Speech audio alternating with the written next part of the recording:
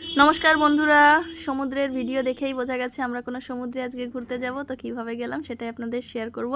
গেছি পুরীতে, পুরীর জগন্নাথের দর্শন করব, সেখান থেকে সমুদ্রে স্নান করব, আনন্দ করব, তারপরে আমরা ঘরে আসব।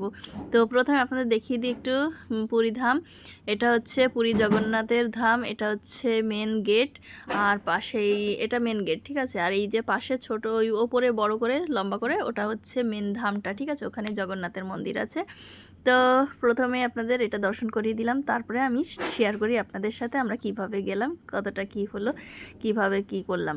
তো আমরা এখন পৌঁছে গেছি দমদম থেকে, দমদম এয়ারপোর্ট। দমদম থেকে ব্যাগ জমা হয়ে আমাদের বোর্ডিং পাস অলরেডি দিয়ে দিয়েছে। আমরা এখন পৌঁছে যাব, ওয়েট করব কিছুটা সময়, তারপরে গিয়ে প্লেনে চড়ব। তো আমরা দমদম থেকে ভুবনেশ্বর যাব, ভুবনেশ্বর থেকে স্বর্গদুয়ার বাই কারে পৌঁছাবো। তো আমরা ওয়েট করছি এখন দমদমে। এখানে অনেকগুলো প্লেনও দাঁড়িয়ে আছে, দেখছি আমাদের প্লেনের টাইম এখনও হয়নি। তো কিছুটা আগে আমরা পৌঁছে গিয়ে ওয়েট করছিলাম।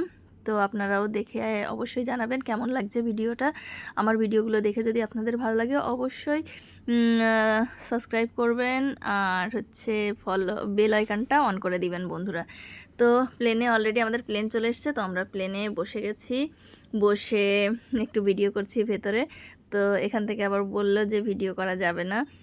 তারপর প্লেন অলরেডি বন্ধ করে দিলাম আমরা এখানে, মানে ভিডিও বন্ধ করে দিলাম। দিয়ে এবার ল্যান্ডিংয়ের টাইম এসছে, তো ভাবলাম একটু ভিডিওটা করেই নিই কেমন লাগছে। যে নিচে নামছে প্লেনটা, অলরেডি নিচে নেমে গেছে, এই যে রোড ওখানে ছুঁয়ে গেল।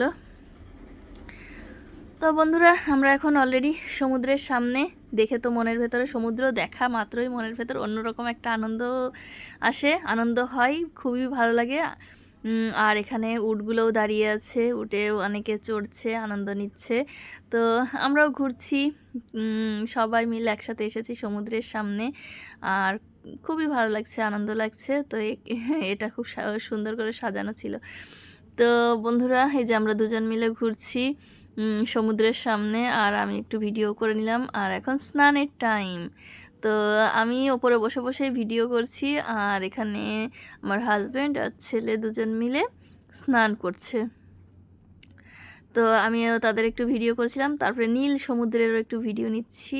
একদম এত বড় বড় একটা ঢেউ আসছে, দেখেই তো ভয় লাগার মতো, তাই না? মানে দেখেন কি বড় বড় একটা ঢেউ, দেখে খুবই আনন্দ লাগছিল, ভালো লাগছিল। তো বসে বসে আমি এসব একটু ভিডিও করছিলাম, করতে করতে অনেক গরম এখানে সমুদ্রের সামনে। তারপরে চলে আসলাম ডাব খেতে, ঠিক আছে। সমুদ্রে ঘুরতে এসে ডাব খাওয়া হয় না, সেটা হয়? তো বন্ধুরা আপনাদের কেমন লাগলো আমার ভিডিওটা অবশ্যই কমেন্ট করে জানাবেন।